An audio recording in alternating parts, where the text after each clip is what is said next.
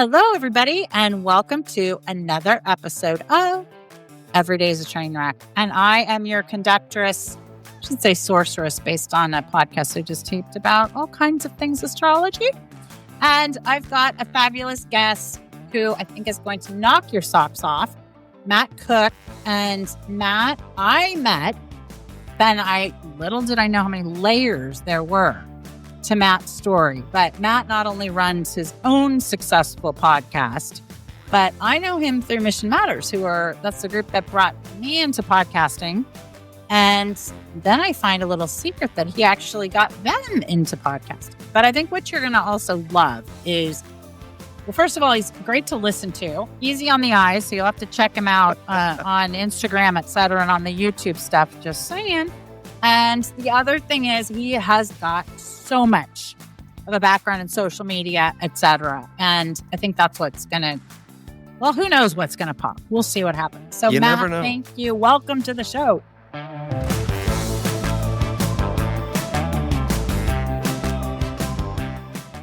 Thank you, Marley. I appreciate you having me on. I feel like I'm rounding out the Mission Matters squad between Adam and Chirag and myself. You know, we had to kind of bring the trifecta to Every Day is a Train Wreck. So I'm excited to dive into it all. This is a different type of show than what I normally get to do. So it's a different type of show than what everybody gets to do. Can you imagine freaking poor Adam? So Adam and Chirag are kind of like the co-founders. And Matt, I don't know how I mean, for all I know, you might be a co-founder too, but you certainly do a ton of the work. But Chirag, I feel like, Chirag is going to kind of go with the flow. And then, I have poor Adam who's Mr. like always in his red tie, et cetera. And I think I was trying to out him as having, he was telling me he's dating somebody. And I was like, oh, is it so-and-so? And he's like, she's married. I'm like, well, it doesn't mean you can't be dating her. I mean, so yeah.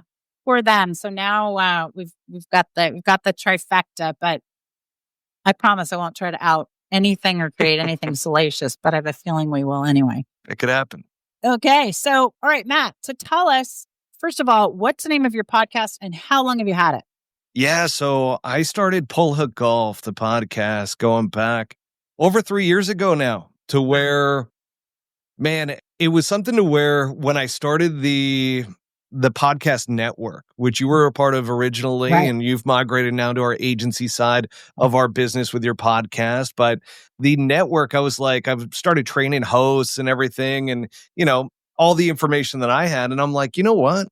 I should probably start my own podcast, because if I'm going to be training and teaching, and not only that, but understanding what goes on with a podcast host, I should probably be one myself. And I'm like, right, what type of podcast should I do? And of course, the first thing was, should it be business related? Something around like Mission Matters and, what Adam's doing. And I'm like, hell no. Like, good for you. Thank goodness. Yeah. I had to get outside of that world and be like, okay, I need to do this myself. And I even went to the point to where, like, I have a team of editors and from the audio video side to, account managers. And it's like, no, I got to do this all myself. I want to know every little detail that there is, even from an editing perspective. Yeah. So I did everything. I did everything myself. And, that led into and then also I'm like, not your typical golfer. So I very much so came from a complete sports background. Very rare how I got into the game of golf. And sure enough, I'm like, this needs to be unfiltered. Like, I want to talk like the guys do in the locker room, like when we're out on the golf course. So that's what we brought to the table, is a fully unfiltered golf podcast. And how long is your podcast, for those who aren't familiar with it?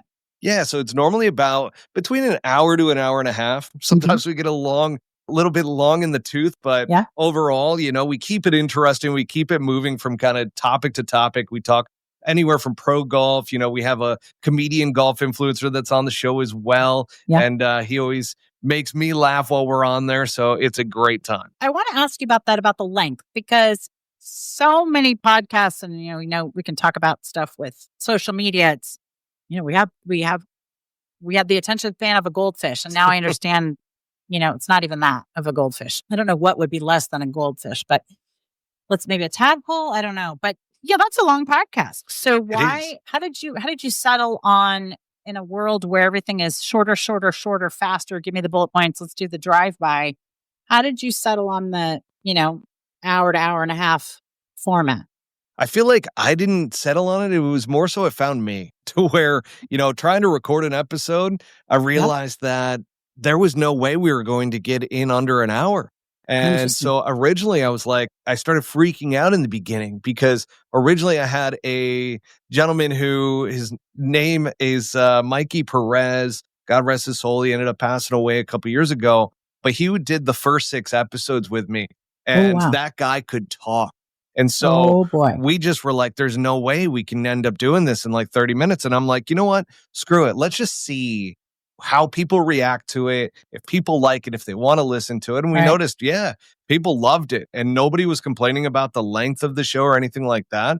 So I let it run. I mean, and that's one of the cool things that I've learned through that experience is like, if you were just to go off of what people recommend, right? The industry standard should be a 30-minute podcast show, between 20 to 30 minutes. And then it just goes, it goes to show you that it's not about length. It's about the quality of the show. And this is the one thing that I always share to podcasters is that if the content's interesting, keep it going. Yes. If it starts to die down a little bit to where as the host, you kind of get a feel for whether or not shows are going to be interesting or not, then from there you can be like, okay, let's tailor this down and let's end this episode. But I always say, kind of get a natural rhythm for it.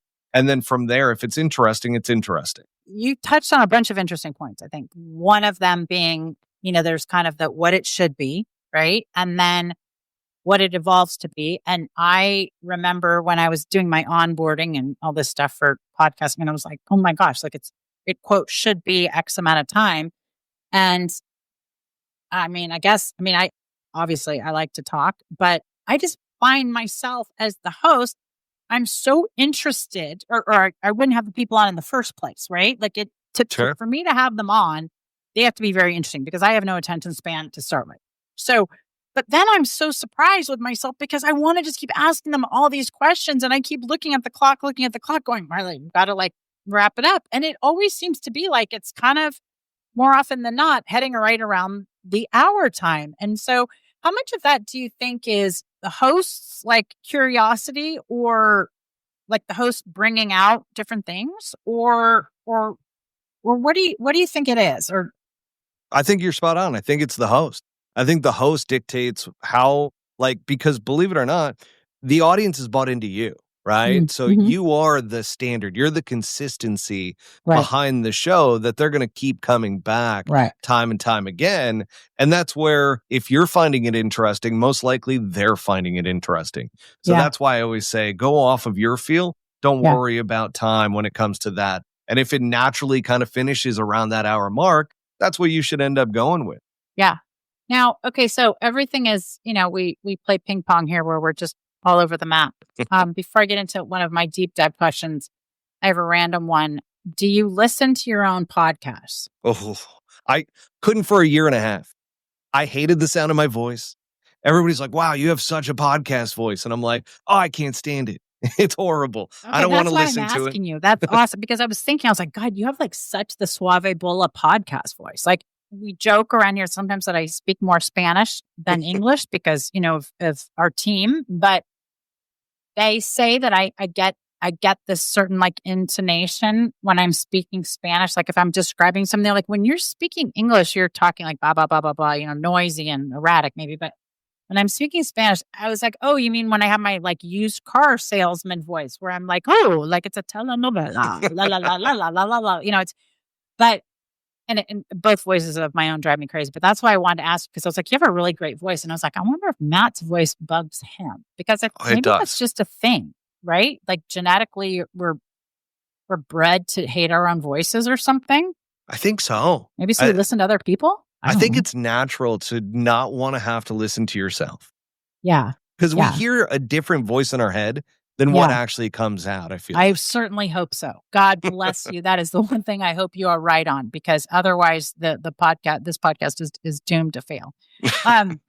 Let's jump into your backstory. So you are with Mission Matters now you have your podcast, you do stuff with them. I don't know how else to say it other than stuff, but you had an agency. Do you still have an agency? Do you still consult on your own? How does that work? No, so I do some consulting. What's funny enough, so I've had quite the eclectic background when it comes to golf technology, to sales, to marketing, to, running my own social media marketing business. But that whole side of things is kind of, no longer in effect, where everything I do social media wise is within Mission Matters, but I run the entire podcast agency and division for Mission Matters. So literally everything podcast related falls under me, which oftentimes with how many podcasts we have, the social media side all falls under me as well, which that's always a fun thing to do. But the consulting side is funny because every once in a while, golf technology, and that's become bigger and bigger over the years. Yeah. I get gigs for consulting on that side of things. So that's obviously outside of Mission Matters. Sure. But everything else media wise is all within what I do within the agency. And, trying to balance is probably the thing that I do the most because I wear many hats within Mission Matters, as you know. Yes. And certainly the podcast side, I try to stay as focused on that lane as humanly possible. And I'm constantly telling Chirag no on so many things. But you know. Yes, I do. That being said, my skill set, I really find it in the fact that I'm just consistent. And I say that with podcasts too, because even with my podcast, it took a while. It took over a year and a half for it to really start to grow.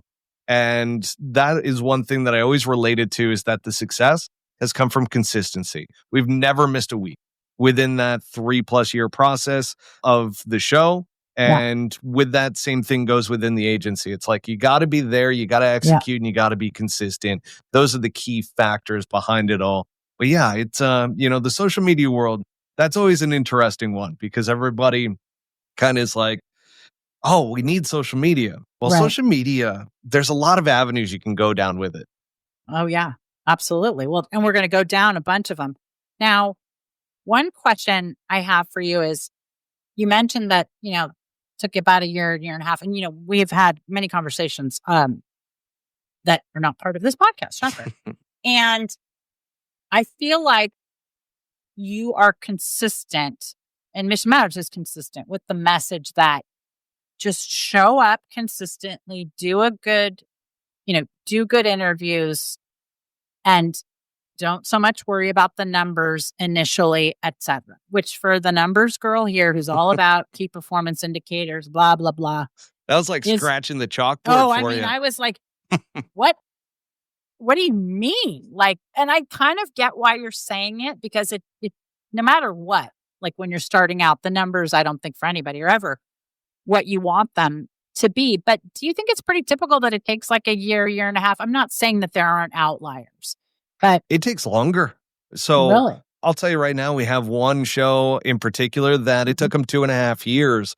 And now they're starting to hit that stride where all of a sudden it's like, whoa, where did all these numbers start coming from? Where even it surprises me still. I've seen it with my own podcast. Right. I've seen it with hundreds of podcasts that we've produced and built and so forth. And it's like, man, it's so different between every single show. I mean, I wouldn't be surprised if somebody was willing to do a show without seeing much success for 4 or 5 years, probably end up seeing that eventually hit its stride too. I don't know if it's something, it is specific for me in regards to podcasts. I've seen other things grow super fast, like social media, because of the algorithms and so forth. But I don't think that those are as built out with podcasts. And of course, as you talked about early on, the attention span is like a goldfish nowadays, to where getting somebody to sit down and listen to your show for 30, 40, 50, 60 I'm amazed minutes every time.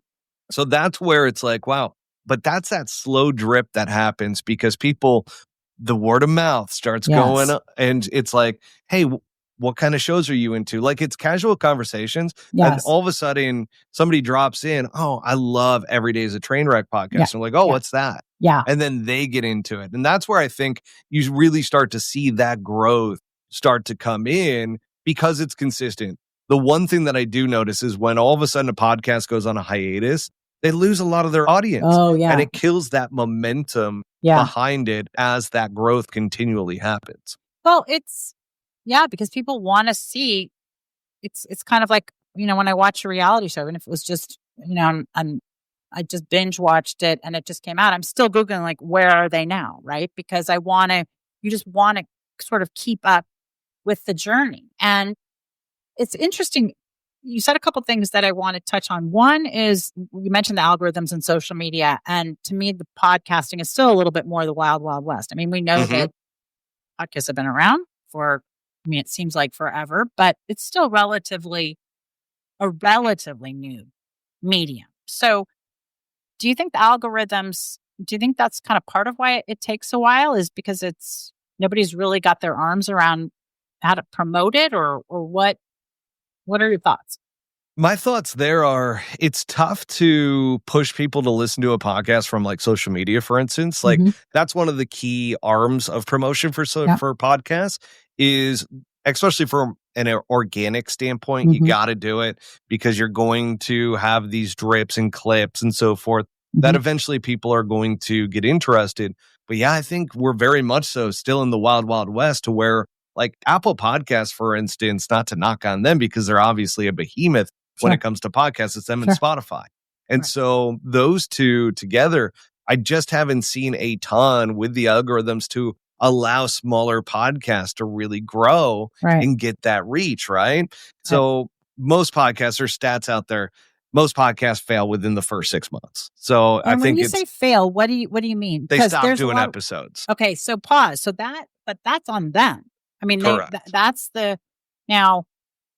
that could also be, think it's like a bright, shiny object. People like, oh, I'm going to do a podcast. And then they don't have the staying power to kind of keep it up 6 months later. But it would be kind of interesting. I'm sort of thinking out loud whether it would be, if they just stuck it out, like how many of them would actually become successful? And if the algorithms changed, would it help to make them successful early enough so that they wouldn't give up? Because still 6 months is doing something for 6 months, especially if you're doing a podcast a week, is no fooling around. I mean, it's definitely, it's a commitment. It isn't like we just sit here and have an hour-long podcast. So we just pop in the chair and that's it. I mean, you're researching people to have.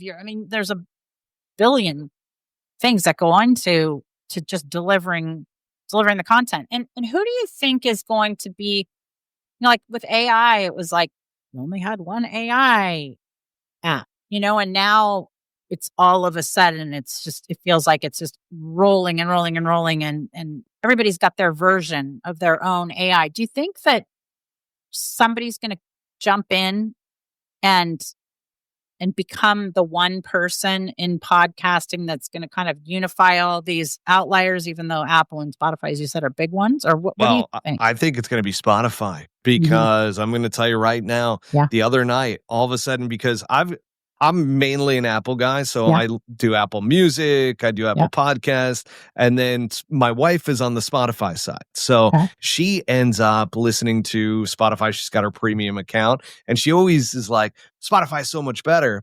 Well, sure enough, the other night, she's like, what is this? And we're driving home, and it was Saturday night, literally this past Saturday night. And all of a sudden, it's this AI DJ. And the AI DJ comes on and goes, hey, listen, I know what you've been listening to. Let me take over, and I'm going to get you all the music that you want to listen to, and then I'm going to start introducing new music to you.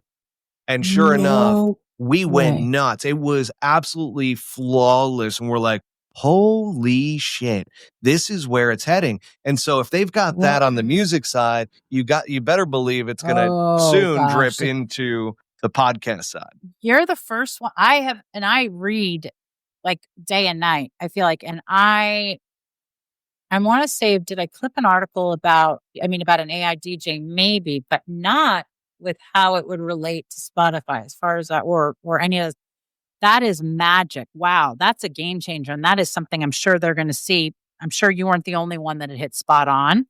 And it'd be interesting if people have had that happen. If they made a comment in the comments about it, would be kind of fun. But oh my gosh, that's going to be a game changer, right? I think so. Ooh, can you imagine? Oh wow, my brain goes in so many places. I mean, I love AI, and I think and there are very many scary things about it, but that is going to be crazy. Yeah. Could you imagine what if it starts curating your whole life, right? Where it's like, oh, I noticed you listen to X amount, you listen to music in the morning when you're getting ready, and you listen to podcasts at night, and you do the apps at night. So you go to sleep, and wow, if it really starts pulling all those different components and kind of curating your best life. I'm all for AI. I absolutely love it. It helps out with so much. Like, I embrace it. I know a lot of people are scared of it, but I'm one that I absolutely embrace it. And seeing stuff like that, now all of a sudden, you don't have to be this big time celebrity. You don't have to be this massive name in order to, get promoted onto because like if you look at Apple Podcasts, you have to fill out a form, but it's all celebrities and people that are well known, that are common names that they're putting out there, because that's natural. That's a natural human being instinct. Clickbait. However, if AI starts to realize, oh my gosh, Every Day's a Train Wreck is the podcast for you, and it recommends it, I think that's going to be the game changer, that a lot of podcasts that, don't have a celebrity name behind it, all of a sudden are going to blow up. That's a great point. It's a little bit like what Etsy did, right? For small artists and stuff. So before you had to be a name, or now you can be the little tiny place in random country nobody's heard of. And all of a sudden you can be the fashion designer, et cetera, and people will find you because you get elevated based on, they've just changed the platform. It's a little bit also too like what TikTok did, right? Like with Instagram, it had to be very visual, and it had to be this and that. And then all of a sudden kind of TikTok came in, and it was not the most curated videos and super. I was a relatively early adopter of AI and use it. It's probably one of my biggest secret weapons these days. And I'm very curious your opinion about why people are afraid of it. Now, I am not saying you shouldn't be afraid of it to a certain extent, right? I think people who know a lot about it with good reason are like, it could go really wrong. But do you think that's why most people are afraid about it? Because the ones I talk to, when they're afraid, I find they don't know that much about it. That's the thing. It's media driven, right? Yeah. Just like a lot of things, it's still legacy media that's driving a lot of emotions and, thought processes. Right. And I think that's one of the challenges, is that, you have the legacy media being like, be afraid of it so that you don't use it. Right. And that's what I've at least taken away from it, because I've seen that the news articles and so forth, and, people bringing up the paperclip theory, that if you train it to, have to create a paperclip, that eventually it's going to destroy humanity because it needs resources in order to build these paperclips. And it's like, I don't buy into that. And I think regulation is good to a degree when it comes to it, so it doesn't get out of control. Right. But sooner rather than later, we're probably going to be in a situation where, everybody's working with it and it's enhancing our lives. And that's where I see it going. Right. Yeah, I agree, because it is, to me, and I have a bad habit of doing this, but when somebody makes a comment like that, and if I'm up for it, I poke the bear, and I'm kind of like, well, what exactly is it about it that you're afraid, and I'll keep pushing, keep pushing and pushing and pushing and pushing. Like, and then I find out at the root, they generally, not only have they never used it, at all, they really have no idea like what the benefits are. And and they're like, oh, it's going to replace all the lower level jobs. And my thing is, I would, like, if I were a teacher, I would be showing the students how to use it, as opposed to, because, we know students are using it to game the system. So fine, I'd have the teachers become the best AI people there are and show the students how it can save them time and do deeper papers and all this other amazing research. But it really can help in so many ways. Just even in your regular life. Before we kind of jump to some social media stuff, give us like one random way you use AI. Oh man, I can give you a million ways I use AI. Shoot. Give us a few. I use it to bounce ideas off of. I use it for, coming up with different concepts and ideas. And then I tailor. I mean, I have full conversations with AI to the degree to where it's almost like a personal journal with some of the threads that I have. Yeah. I mean, and it's funny because you hear Sam Altman talk about ChatGPT, and he talks about the different generations and how it's used differently amongst them. And then I look at it as a 41-year-old man, and I'm like, oh, I use it for everything. The only thing I don't really use it for is coding, because I've never been able to code. And I guess if I wanted to get into that world, I could because of AI. I would need to learn how to code certain things. But I mean, shoot, I use it on a daily basis, Marley.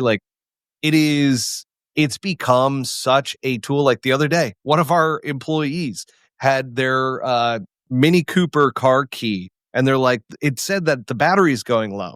And I'm like, let me ask ChatGPT how to change out this battery. You got full instructions as to how to do it. Like I turned on the camera feature, showed it the key. We got to the point where okay, this is the battery that you need. That's how you go ahead and replace it. So, I mean, I use it for literally almost everything I do because And also another, here's a little bit of a hack. And I have no relationship to this company other than the fact that I pay them a lot of money. But you should. Okay, keep going. I mean, so Superhuman email.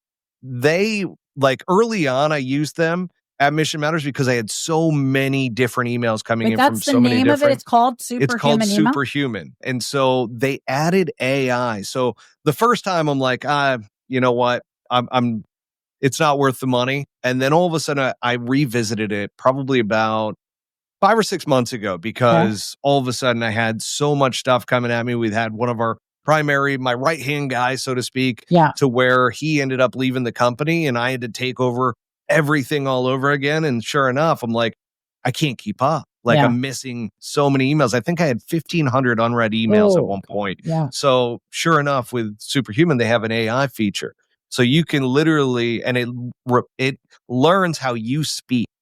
So it's not like it's curating this AI email that you can tell it's AI. Yeah. No, it's curating your voice. And then I'm checking it, making sure that everything fits. But it's also reading the emails of the whole thread to make sure that the context is correct. So for somebody like myself who used to never be able to keep up with emails, now I'm able to zero out my inbox through a week. And so that's been an absolute game changer for me. And let me ask you, when you say it costs a lot, how much about? I think it's like $40 a month. It's not cheap. That's hilarious. I mean, I'm thinking right now, we use Mixmax. I'm obsessed with Mixmax because, we can check who opened it, when, you can send all these templates and all this other stuff. I'm trying to think of what my Mixmax bill for the company is a month. But I know you're talking about just your own, but I'm going to check that out. That might be a... I got Shirag and Adam on it as well. Really? So now I know. Okay, so I can be like, Shirag, you have absolutely no excuse. Or what's Adam's excuse then for not responding to emails? Now that you mention it, he's become like Carmen Sandiego. I swear to God, literally, it's like, where in the world is Adam Torres today? Because he's been going from conference to conference to conference. Yeah, but now that I know he's got Superhuman email, I'm going to be like, dude, I understand you ain't got no excuses. Okay, I don't think he actually looks at it. That's the problem. That's okay. So Superhuman, you can only help if you actually listen to if you actually spend some time and go in. Your fingers still have to do the typing, or your voice still has to say send. Okay, I love we're not to full automation mode yet. Yeah, well, at least with Adam. Okay. That's awesome. Well, tell us. Okay, so let's dig in a little bit to social media. Sure. And I always like to kind of take the temperature on what's going on these days. Everybody is involved in social media to some extent, whether they realize it or not, it seems. And where do you think it's headed? Back in the day, MySpace died. Is there a platform right now that you think is like, oh, that's on its last legs? They're going to be out.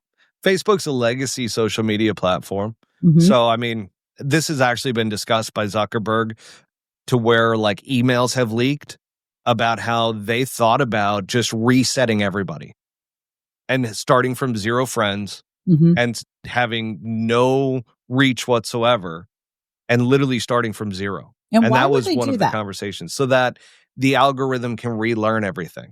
because the algorithm has become a bit outdated. It became to where it's like friends and family, like keep in touch with each other. I feel like that's kind of the main avenue. And then some business side, like use it for private Facebook groups and things along those lines. But even those, I feel like have died out in a lot of ways. Right. Where now you've got, when they bought Instagram kind of became a bit of the focus because it was so popular. Right. And now that's the platform that they're constantly trying to keep at top of mind for people, because their business is keeping your attention span as long as possible. Right. Keeping you on their app. And so TikTok came in, obviously put a huge dent into Instagram. Yeah. They quickly, all of a sudden, fired back with Reels. And then YouTube was like, oh, shoot, we need to create short clips and create YouTube Shorts. And so there's this battle for the attention span. And those are the big three, in my opinion, right now, between, YouTube. And YouTube's made a resurgence. I mean, YouTube has made, I'll tell you, for a while there, I thought, okay, YouTube. I mean, what was it? When we have Vine or something? Everybody's like, oh, YouTube's going to go. And how long ago do you think YouTube made that resurgence? I would probably say probably 5 years ago. I mean, three is when I really noticed it, right? I would probably say 5 years ago, they revamped everything. Yeah. And I mean, shoot, we might be talking about 10 years ago that they revamped everything. Right. 5 years ago, all of a sudden things started clicking. 3 years ago, we really started to see it across the board. And now it's to the point to where YouTube is a powerhouse. And they're talking about YouTube taking over for, networks and cable, and how the Generation Z and beyond are really just going to YouTube, no longer watching regular TV programs or the legacy media. So this is going to be interesting as it moves forward. And I mean, shoot, even my dad, I've noticed, is watching YouTube more than ever. He's absolutely obsessed with it. Yeah. And it's interesting. It's very interesting to me that the younger generation has jumped on the YouTube thing, because especially with TikTok and everything being like ding, ding, ding, fast.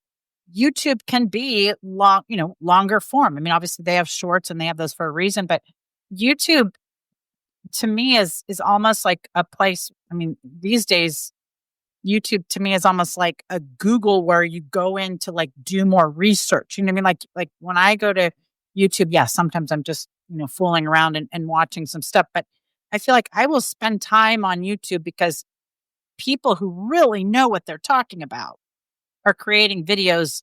And I can't tell you how many times I've looked on, like when I've, was putting wool in the washing machine that I wasn't supposed to put in to clean for my project, and, the whole thing gunked with clay. And I was like, oh, I'll just check YouTube. And YouTube was very helpful in at least getting it back. People who really knew their stuff, walking you through step by step how to do something specific. So it kind of surprises me that are the younger generation, are they using it?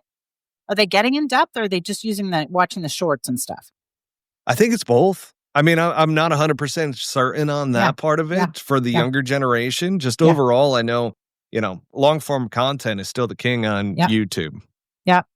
And that's very interesting. I'm curious, why wouldn't Mark Zuckerberg sell, instead of resetting it all? Why wouldn't he sell it all? Why wouldn't he just sell it? Somebody says, hey, listen, we want to revamp the friends and family thing. It's still like a primary, like you could see it where you can log into other platforms now via Facebook, right? Use your credentials. Right. They have so much information on people through Facebook that it's too valuable. I don't think you're going to find a company that is going to come into that. And then they use it for other things like the VR side with Oculus. And that is still a big passion project for them over there that they eventually want to kick off. Like the VR has been one of those things that for some reason has not taken off. And I don't get. When VR came out, I thought, move over. This is going to go like wildfire. And it hasn't. It's the hardware. So I did VR for a little bit when I was in sports technology. Yeah. And I will tell you, it is mainly hardware based because you have to wear big goggles on your head, right? Right. Now we're starting to get into AR where you've got the meta glasses and so forth, and you can record content with these things. Yeah. And so it's getting there, but it's not there yet. Like once you don't have to wear something like a big headset and you can wear a pair of glasses, for instance, and all of a sudden you can change your entire, like what you see around you. Once it gets to that point, I think, we will eventually see it in a VR resurgence that will come. But it just never really took off. It is one of those just weird scenarios that everybody expected it. Like a lot of VCs were all about it. Right. And then even when I was in doing a lot of it actually it was on the Major League Baseball side away from golf, but we wanted to bring it over to golf.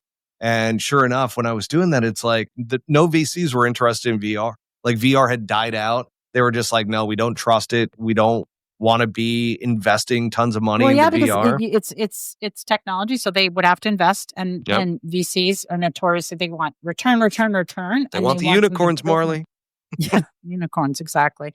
And they want it fast, and they'll put the money in, but they better get a ton of money out with a fairly predictable level of amazing return.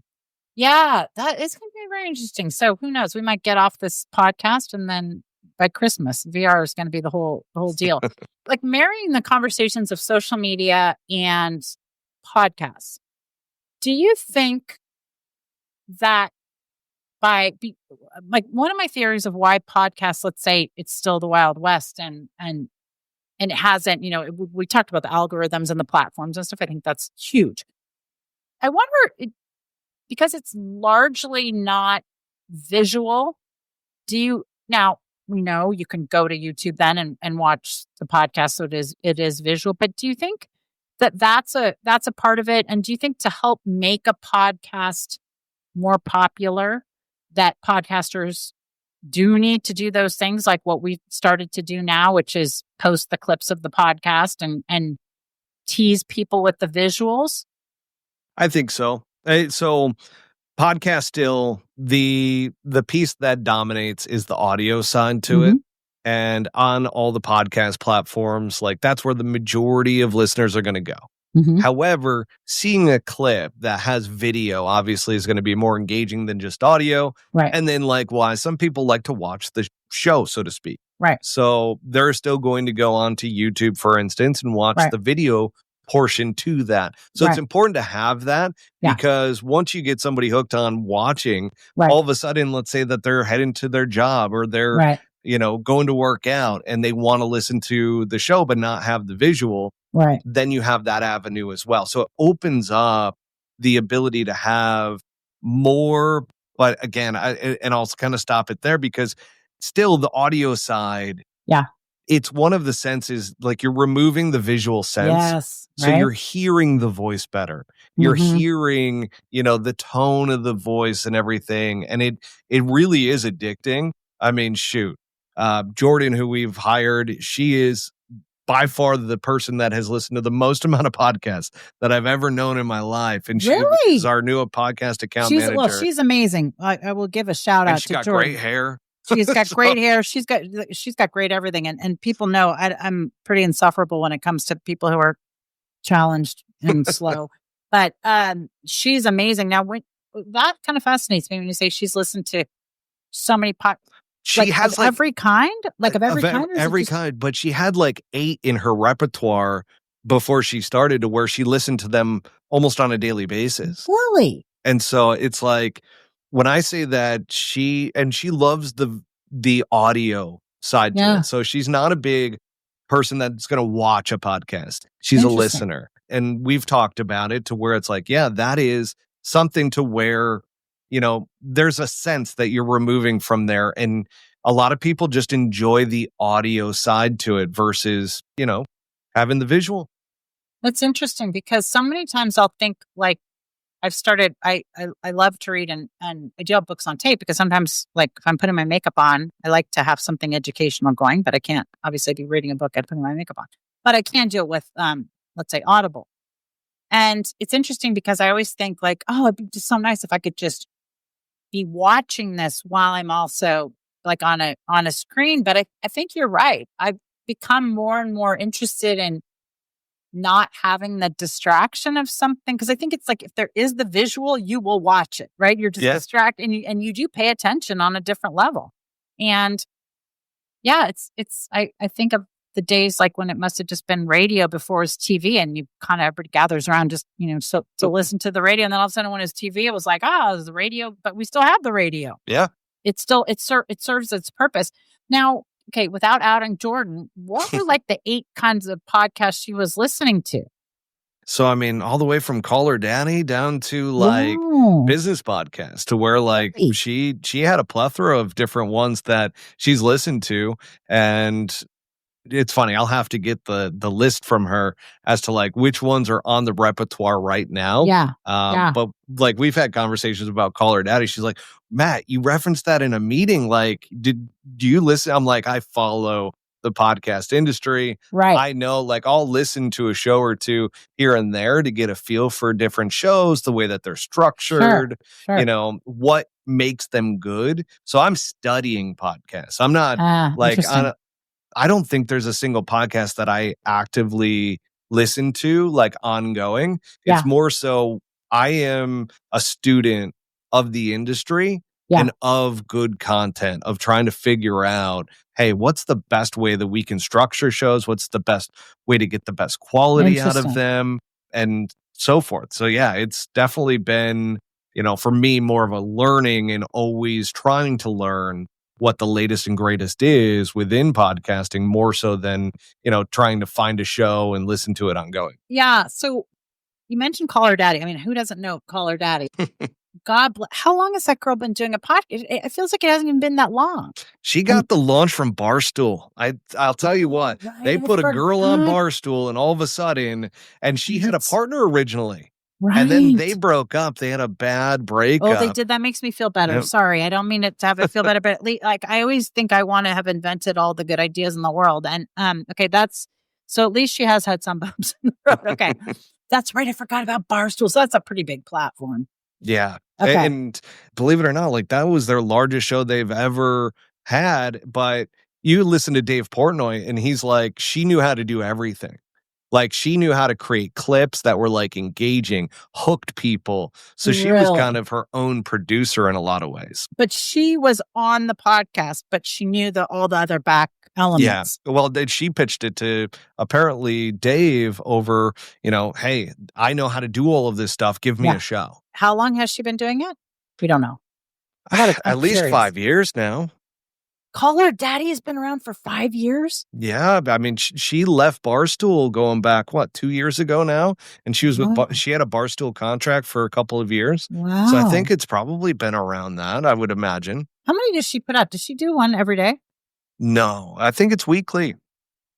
God, it feels like it's more than weekly. But I know. Yeah. I mean, I'm sure you're probably right. It just feels like she's had some amazing guests lately. Well, then you get into the celebrity world, right? Where now all of a sudden you're spilling the tea. Oh, yeah. Oh, yeah. And that's its own interesting slippery slope, right? Because when you get a lot of information, like I have a lot of information, I would love to dish about so much of it. But then guess what? My information would dry up. But that's a whole... Yeah, how much you decide to divulge. Why do you think that podcast is so popular? It's a good question, because when I broke it down, I saw a podcast that they talked about the taboo, right? And they got people that you normally wouldn't expect to talk about those types of topics openly. And I think that has a lot to do with the host too, right? That, getting people to feel comfortable. Yeah. And Adam's always said this about me, and I guess it is kind of true, is that people just open up to me. Yeah, they do. I could see why. We got that good voice. It's weird, but like all of a sudden, like I've got people talking about things that they've never talked about on podcasts before, and it's like, wow, like I can't believe that he said that. Like it used to be that I would drink a glass of whiskey on the show, and when I would do some interviews, they would join in and share and have some whiskey with me. Now I don't, but it's like, man, early on, people just opened up, and I always thought it was the whiskey, but no, like it's just something that there's something about a host that gets people to talk, get them to open up and feel comfortable, right? Like, here, sharing kitty, that stuff. kitty, here, kitty, kitty. Exactly. And it is interesting. Do you think you can be a small podcast host and get high profile guests, or do you think that high profile guests are kind of only going to the big ones?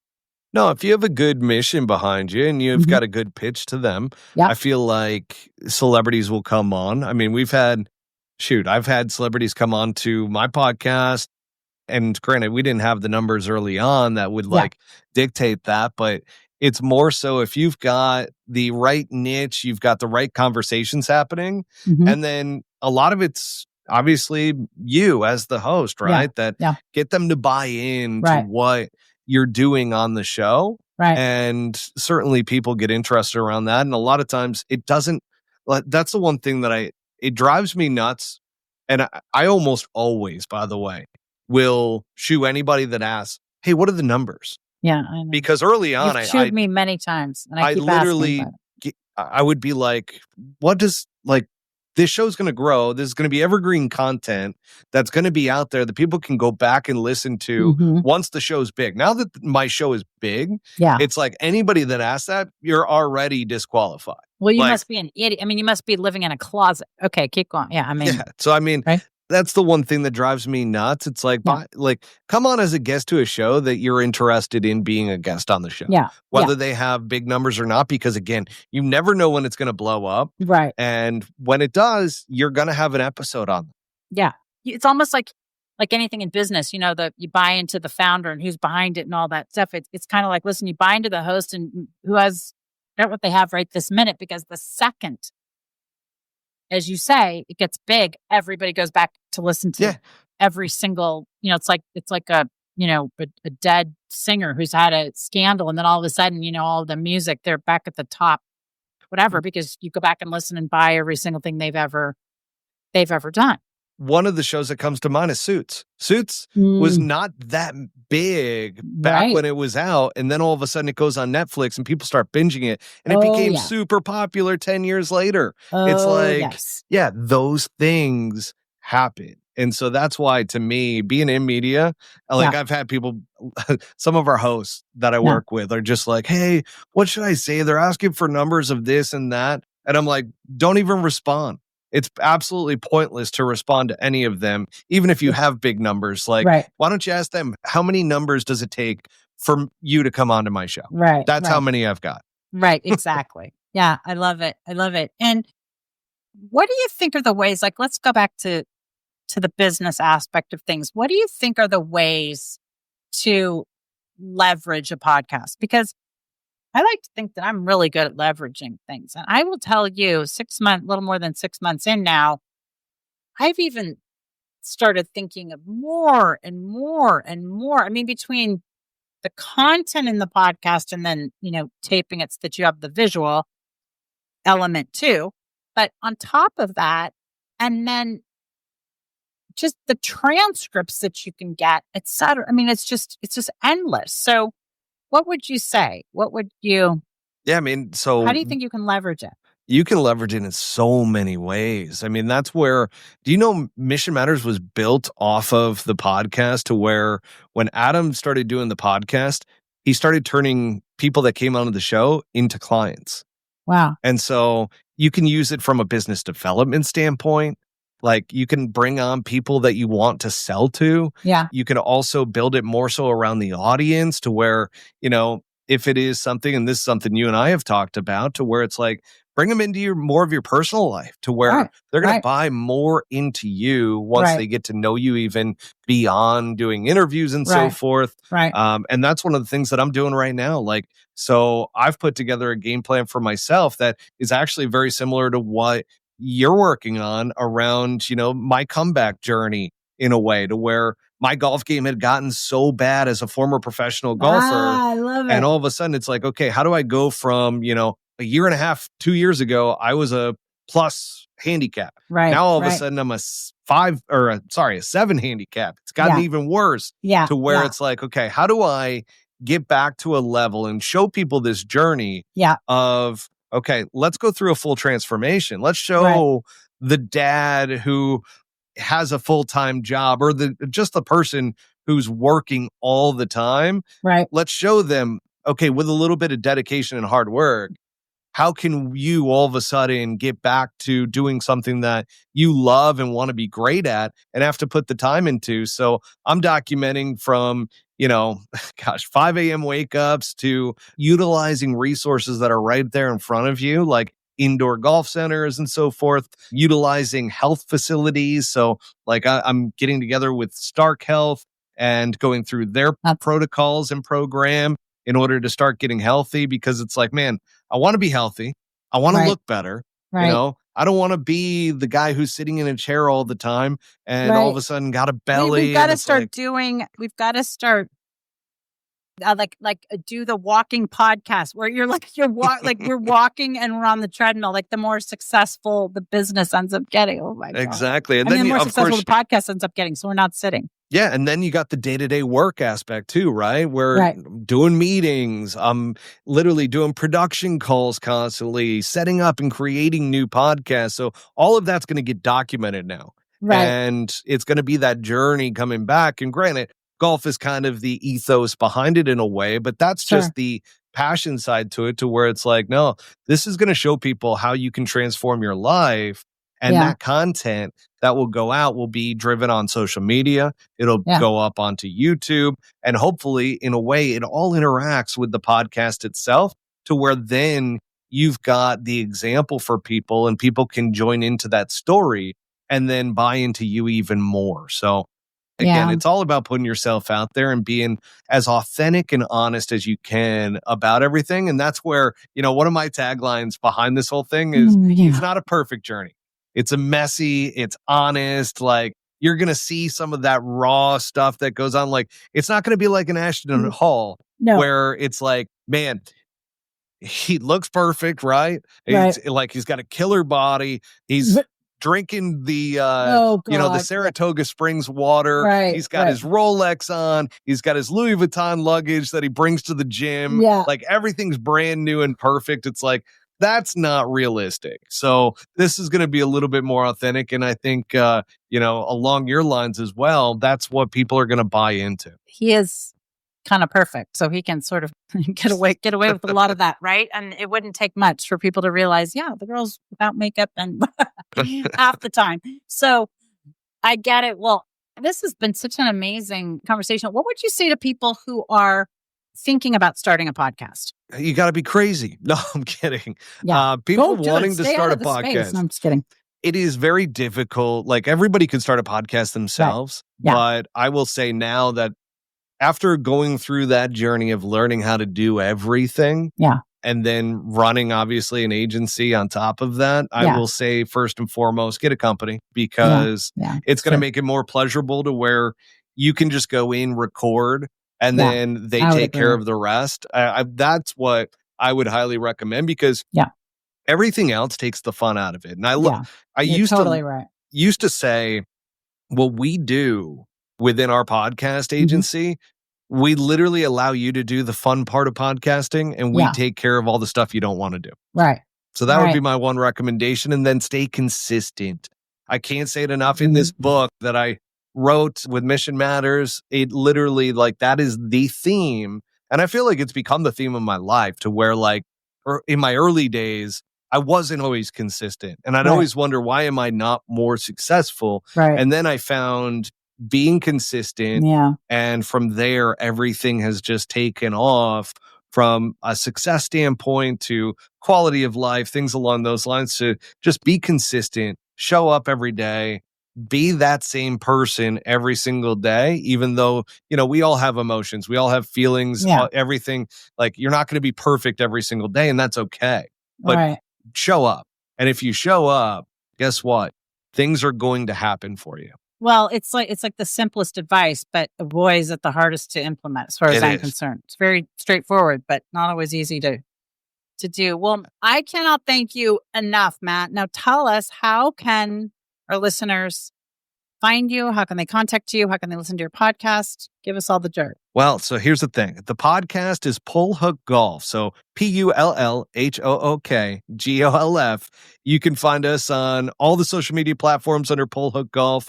We're on wherever you listen to podcasts, we're on there. And then YouTube is also Pull Hook Golf. The only one that has an additional moniker to it is TikTok. Some kid took Pull Hook Golf when we first started and wouldn't sell it to me. So I'm like, you have 0 followers. And then it turned into, okay, now our TikTok is Pull Hook Golf Podcast. So that's the only one that's different. And then, of course, anything with Mission Matters, you can go to missionmatters.com.